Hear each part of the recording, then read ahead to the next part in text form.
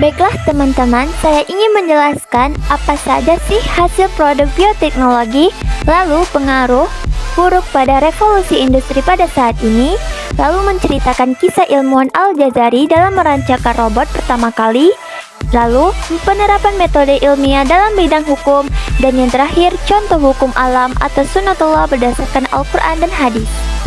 Baiklah, langsung saja dari hasil produk bioteknologi.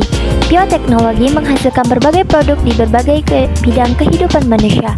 Beberapa contoh produk bioteknologi konvensional meliputi makanan seperti keju, tempe, yogurt, kecap, dan cuka, serta produk pertanian dan peternakan seperti hidroponik, pembastaran, kultur jaringan, domba angkor berkaki pendek, dan sapi jersey hasil mutasi alami.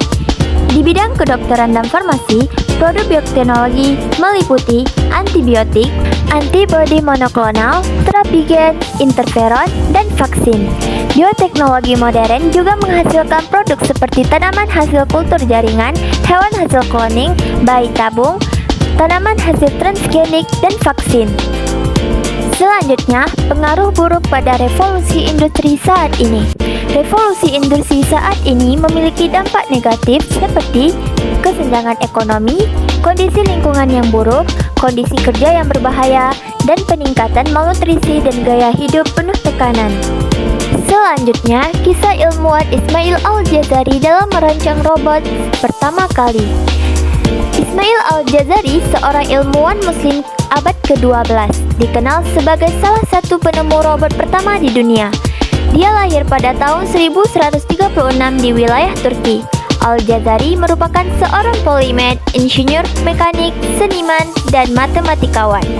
Dia menjabat sebagai kepala insinyur Istana Artuklu dan terkenal karena bukunya yang berjudul The Book of Knowledge of Ingenious Mechanical Device, di mana dia memaparkan berbagai penemuannya, termasuk salah satu automata dan robot pertama di dunia. Salah satu karyanya yang terkenal adalah sebuah robot musik berbentuk perahu dengan 4 pemain musik. Al-Jazari menggunakan mekanisme air dan camshaft untuk menciptakan robot ini, yang pada masanya diguna di masjid-masjid dan rumah sakit.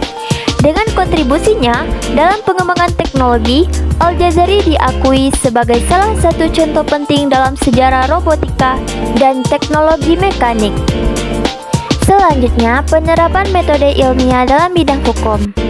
Metode ilmiah dapat diterapkan dalam bidang hukum dengan cara melakukan penelitian dan pengumpulan data, analisis data, serta pengambilan kesimpulan berdasarkan data yang telah dikumpulkan.